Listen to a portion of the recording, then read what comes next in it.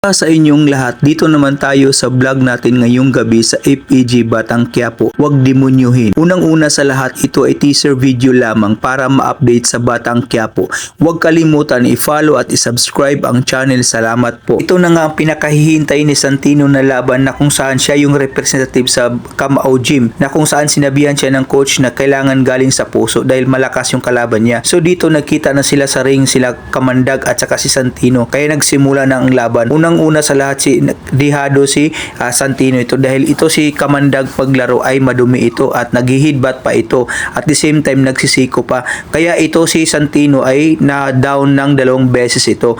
Pero sa kalawang palad, dahil sa maraming mga fans sa kanya at inspirasyon, ito si Santino ay gumawa ng paraan, diskarte paano matalo si Gagamba ito.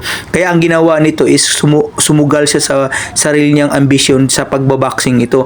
Kaya ang ginawa ito is nanalo si Santino ito sa laban ito. Kaya tuwang-tuwang lahat dahil nanalo si Santino dahil sa representative sa Kamao Gym. Dahil dito natalo si Gagamba, pati yung coach ito ay nagalit kay Lawrence ito dahil pumusta kasi ito sa kabila.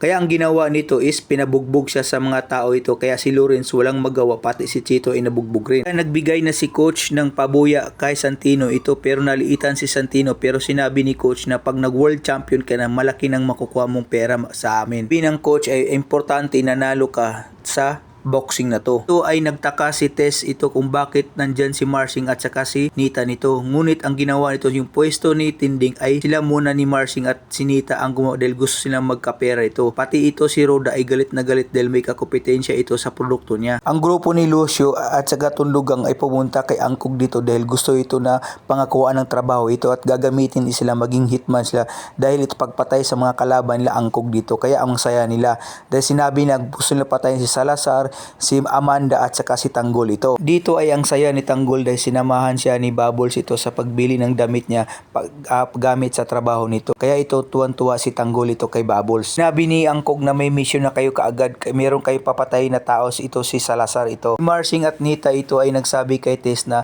nakalaya na si Tanggol, gusto naming kausapin dito dahil kay Mokang. Pero sinabi ito ni Tess na kung magkita kami sasabihin ko sa inyo. Si Beng ay tumawag ito kay Tess dahil gusto to sana magkita sa palengke, pero hindi niya magawa dahil mayroong mga kasama ito. Kaya ang ginawa ito is doon na lang sa bahay magkikita si Beng at saka si Tess ito. Yung grupo ni Lucio at saka mga Tundugang ay binigyan ng baril ito ni Angkog dito. Kaya ito tuwang-tuwa sila dahil mayroon na silang bagong baril na gagamitin to sa mission. Beng at si Tess ay nagkita na ito sa bahay nila. Kaya ang ginawa ito ni Tess, nagsabi kay Beng na si Rigor ay may babae dito dahil yung damit niya ay may pabangong babae. Kaya ang ginawa ni Beng ay inutusan ito na pupuntahan natin para makita natin ang prueba. Nakita ni Makaraig si Tanggol ito kasama si Bubbles, kaya ang ginawa ito ni Makaraig ay gusto niyang isama si Tanggol ito, pero hindi siya sumama dahil dito kasi gusto na magbagong buhay, sabi pa ni Bubbles ito. Kaya ito ang sinabi ni Makaraig na kung di siya makuha sa mahinahon na salita ay gawin natin sa paspasan ito. Ano kaya gagawin ni Makaraig na ngayon nakita na ito si Tanggol na pakalat-kalat lang sa Quiapo? Abangan bukas ng gabi sa Batang Quiapo.